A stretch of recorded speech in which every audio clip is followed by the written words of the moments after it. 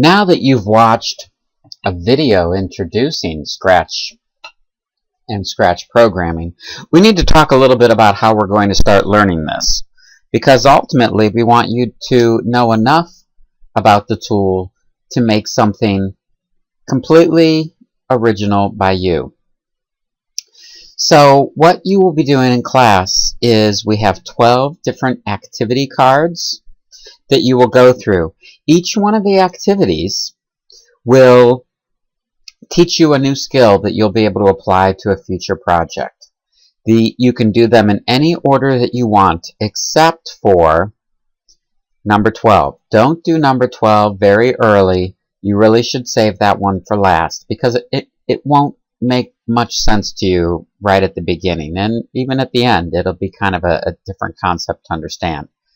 But before you get started, I wanted to give you an overview of the interface.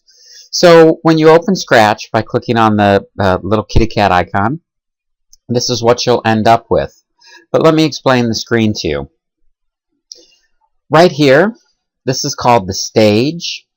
This is where everything happens, okay? You put different characters or sprites in your stage.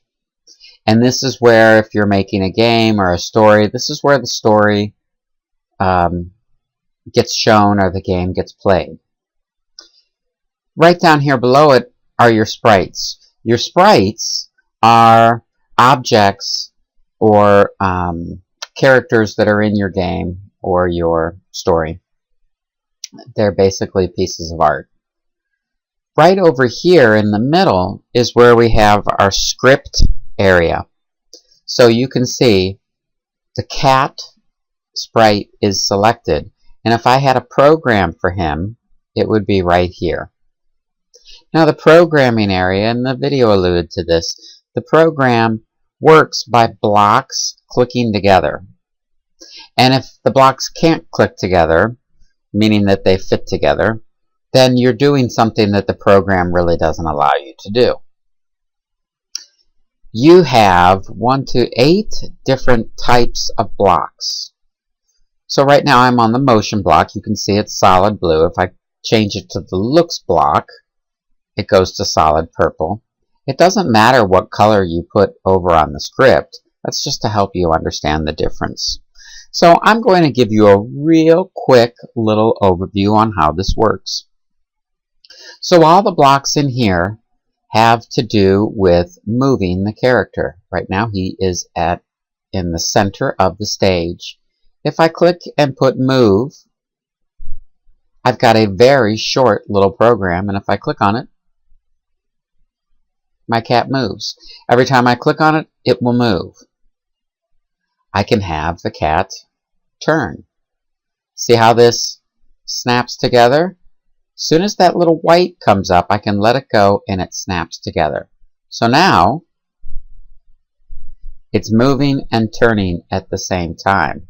Each time I click, it turns. Okay? So, but let's say I didn't want to keep on clicking on this, because that would get kind of old, right? What I can do is I can go over here to a tab that says Control. One of the things that you can do with Control is that you can repeat something a number of times. Now notice how this one looks. It's got a big hole in the center, and if I get over those blocks, look how it opens up its mouth. I can put those in. And now what's going to happen, I move my sprite back to the center, that when I click on this, it is going to turn. It's going to do this 10 times. See how fast that was? I can make it 100 times.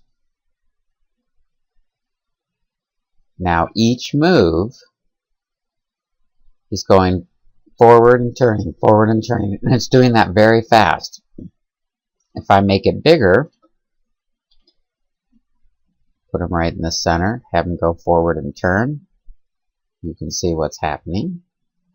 Or I can have him make bigger turn, and I'll make this a little bit smaller.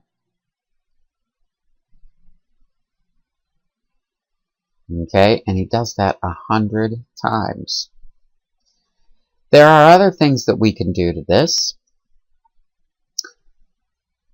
We can add a little bit of music to this. So now what we're going to say is that when this is clicked, when the game is clicked, something is going to, let's see, we're going to say when the space is clicked. You can see we have all the different keys we could use.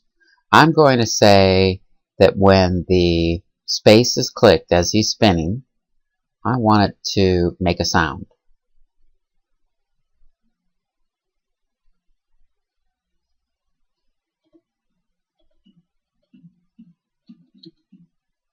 Alright, you can see I'm going to go with, and I want it that each time it plays, I want it to also change the way it looks. So I am going to say change color.